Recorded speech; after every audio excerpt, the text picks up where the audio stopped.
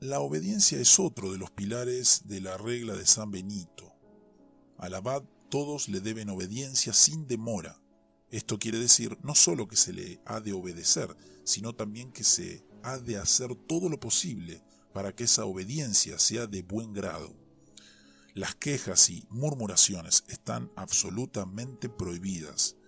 Si en algún caso el abad u otro superior le ordena a un monje algo al parecer imposible, éste le expondrá con todo respeto las razones por las que no puede cumplir con lo ordenado.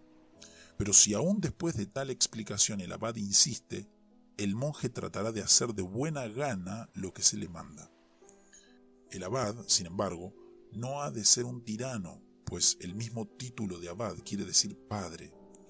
Como padre o pastor de las almas que se le han encomendado, el abad tendrá que rendir cuentas de ellas en el juicio final.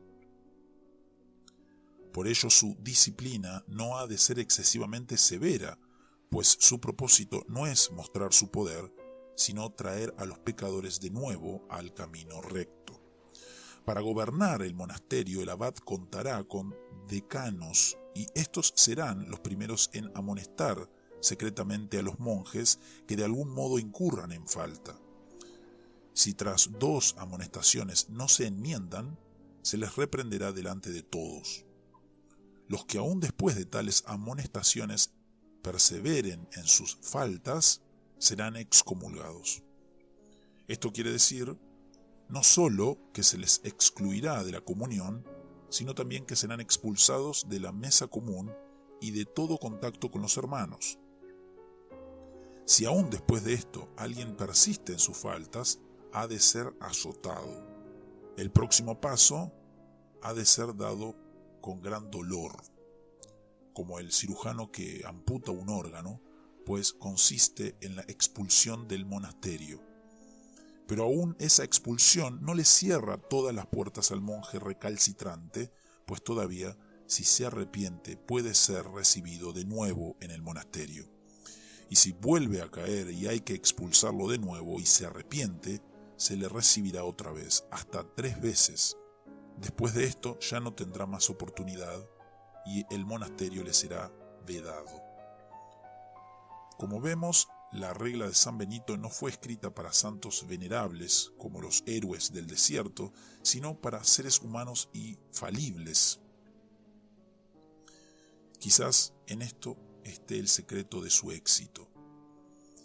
Otra característica de la regla es su insistencia en el trabajo físico, que ha de ser compartido por todos, salvo en casos muy especiales de dotes excepcionales para una clase de trabajo o de enfermedad.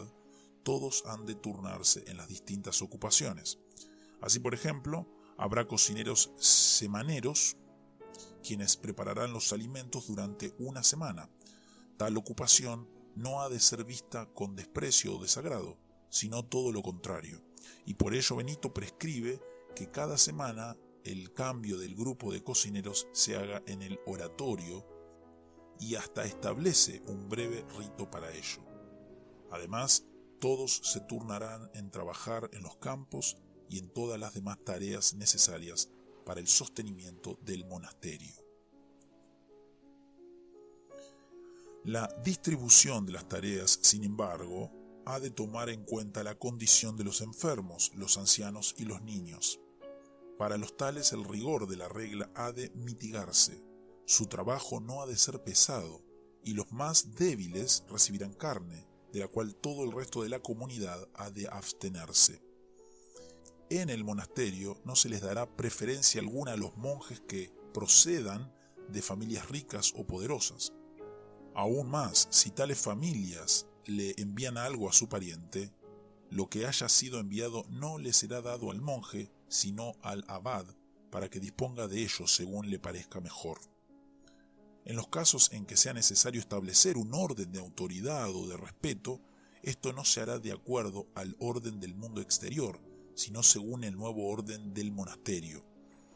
El rico no tendrá más autoridad que el pobre, pues en el monasterio todos son pobres. Ni tampoco tendrá autoridad el anciano sobre el joven, pues en el monasterio la edad se contará, no a partir del nacimiento carnal, sino a partir del momento en que se entró en la vida monástica. El voto de pobreza del monje benedictino tenía entonces un propósito distinto del que hacían los monjes del desierto. En el Egipto, muchos abrazaban la pobreza como un modo de renunciación individual. Para San Benito, la pobreza individual es un modo de establecer un nuevo orden colectivo. Mientras el monje ha de ser absolutamente pobre, sin poseer cosa alguna, el monasterio sí ha de tener todo lo necesario para la vida de la comunidad: vestidos, provisiones, instrumentos de labranza, tierras, habitaciones, etc. Luego, la pobreza del monje individual es un modo de unirlo aún más a la comunidad, al evitar que tenga de qué gloriarse frente a ellos. Si el monasterio carece de algo, el monje ha de aceptar esa carestía. Pero lo ideal no es que el monasterio carezca, sino que haya todo lo necesario para un régimen de vida razonable. Por tanto, el monje benedictino, en contraste con su congénere del desierto, sufrirá necesidad solo en casos extremos. Por otra parte, esto no quiere decir que San Benito proponga una vida muelle. Al contrario, cada monje se esforzará por necesitar lo menos posible. Cada monje ha de aportar a la vida comunitaria todo lo que le sea posible, según los límites de la fuerza y la salud de cada uno. Pero la repartición no se hará sobre la base de lo que cada uno aportó, sino según lo que cada uno necesite.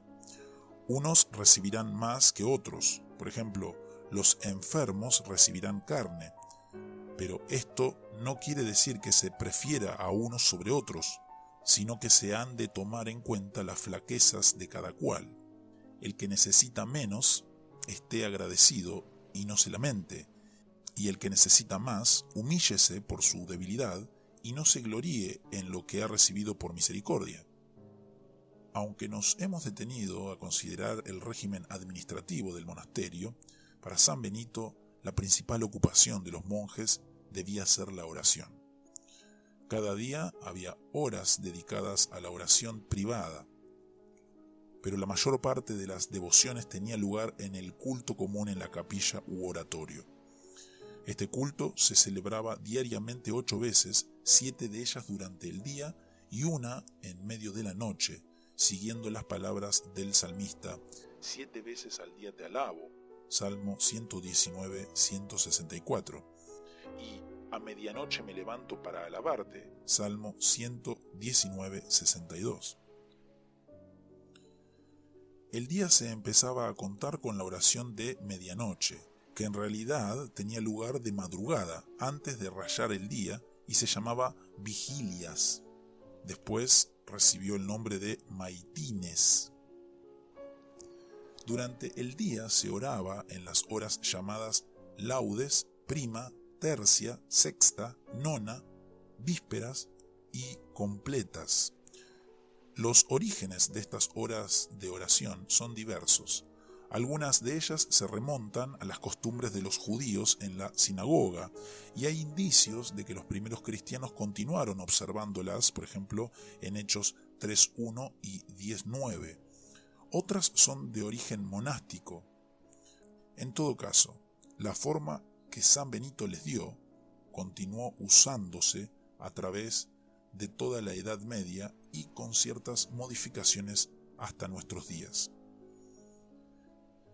En esas horas de oración, la mayor parte del tiempo se dedicaba a recitar los salmos y a leer otras porciones de las Escrituras. Según la regla de San Benito, los salmos debían recitarse todos cada semana.